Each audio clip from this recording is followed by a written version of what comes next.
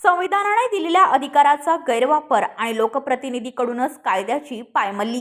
पनवेल महानगरपालिकेचे भाजप नगरसेवक अजय बहिरा यांचा मारहाणीचा व्हिडिओ सध्या सोशल मीडियावर तुफान व्हायरल होत आहे। व्हिडिओमध्ये स्पष्टपणे दिसतंय की एका सुरू असलेल्या बांधकामावरील कर्मचाऱ्याला शिवीगाळ करत मारहाण केली जात आहे आणि हे कृत्य करणारा कोणी सामान्य व्यक्ती नाही तर संविधानाची शपथ घेतलेला लोकप्रतिनिधी आहे व त्यांचे साथी। प्रश्न असा आहे की कायदा हातात घेण्याचा अधिकार नगरसेवकाला कोणी दिला?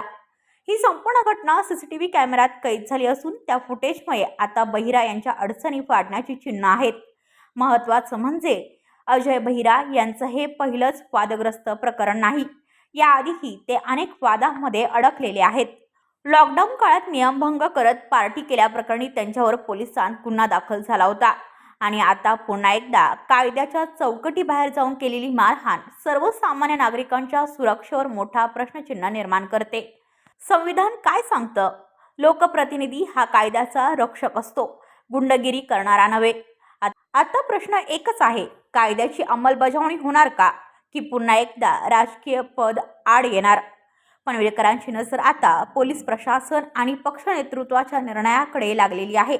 सत्ता येते जाते पण संविधान कायम असतं आणि जो संविधान मोडतो तो कितीही मोठा असला तरी तो दोषीच असतो। ब्युरो रिपोर्ट पनवेल वार्ता न्यूज। आपल्या परिसरातील बातम्या आमच्यापर्यंत पोहोचवण्यासाठी स्क्रीनवर दिलेल्या क्रमांकावर संपर्क साधू शकता। दूरध्वनी क्रमांक 8652414343।